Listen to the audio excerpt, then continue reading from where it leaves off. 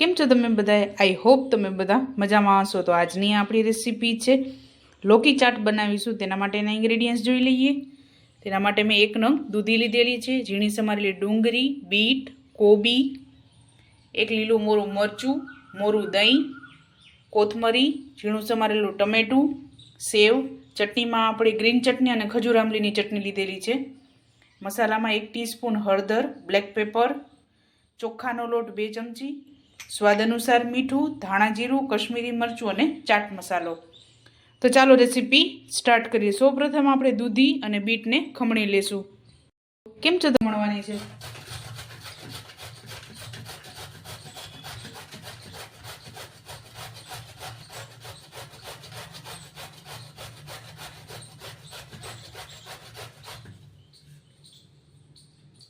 તો આપણે દૂધીને ખમણી લીધી છે. ત્યારબાદ એમાં મીઠું એડ કરીશું. તો આપણે આને મિક્સ કરી અને 10 મિનિટ માટે રાખી દઈશું, જેથી દૂધીમાંથી બધું પાણી છૂટું પડી જાય.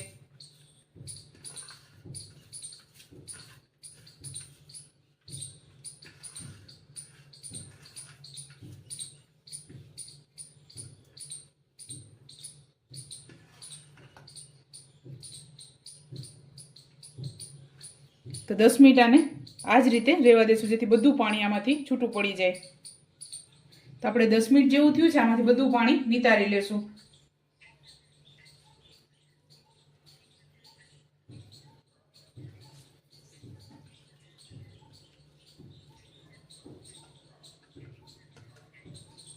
તો આપણે આ રીતે દૂધીને ખમણી લીધેલી છે અને બીટે આપણે ખમણી લીધી છે. તો બંને વસ્તુ એડ કરી દઈશું.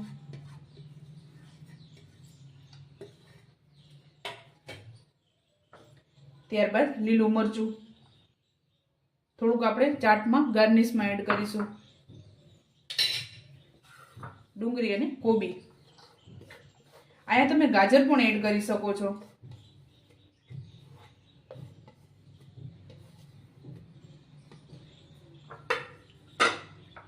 ત્યારબાદ કોથમરી,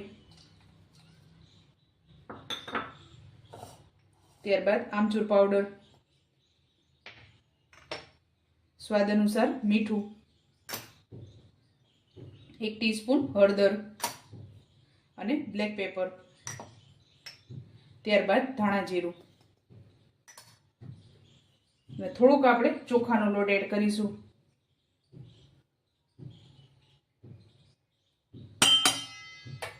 બે ચમચી જેટલો. તો આ બધી વસ્તુને મિક્સ કરી લેશું.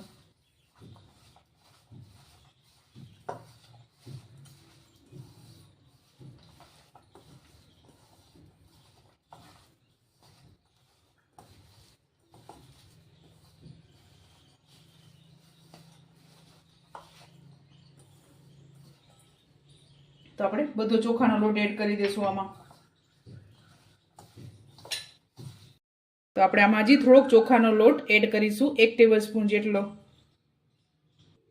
તો આપણે આ મિક્સ કરી લીધું છે. હવે આની કટલેસ બનાવીશું.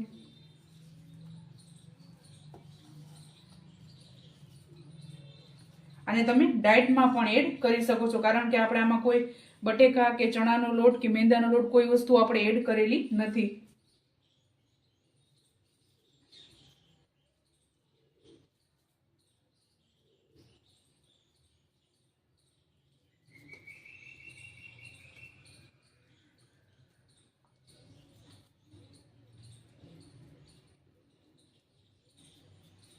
તો આપણે આ રીતે બનાવી લેશું. તો આપણે આ રીતે બધી કટલેસ તૈયાર કરી લીધી છે અને અહીંયા તવી મેં ગરમ મૂકી દીધી છે. આપણે એને સેલો ફ્રાય કરીશું, ડીપ ફ્રાય નથી કરવાની આપણે આને. મેં 2 ચમચી જેટલું તેલ ગરમ મૂકેલું છે. તેલ આપણું ગરમ થઈ ગયું છે. તો હવે કટલેસને તળી લેશું.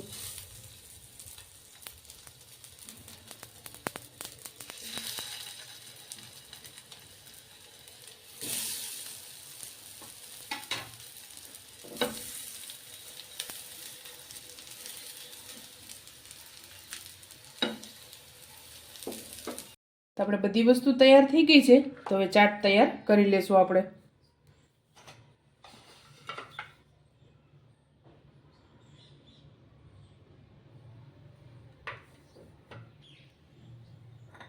તો તો સૌપ્રથમ આપણે ફેટેલું દહીં એડ કરીશું.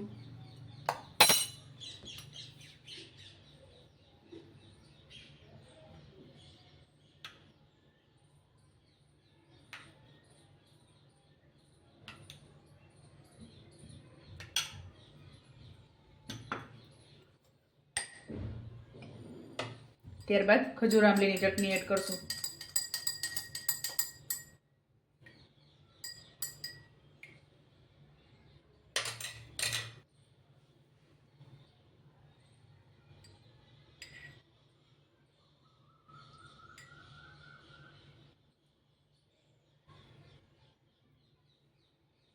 ત્યારબાદ ગ્રીન ચટણી એડ કરીશું.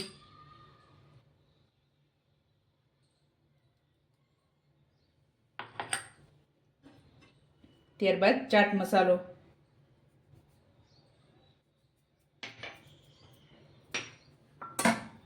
ત્યારબાદ ટમેટા એડ કરશું.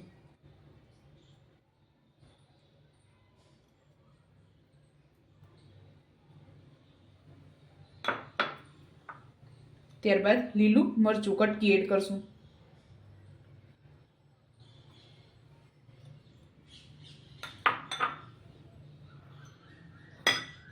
ત્યારબાદ ફરી દહીં એડ કરીશું.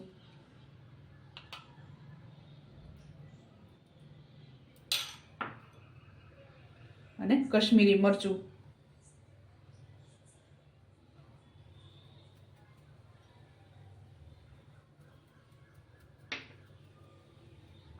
ત્યારબાદ સેવ એડ કરીશું.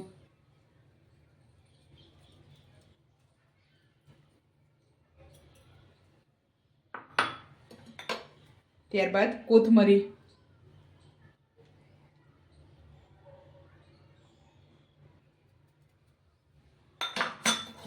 ત્યારબાદ દાડમના દાણા એડ કરશું.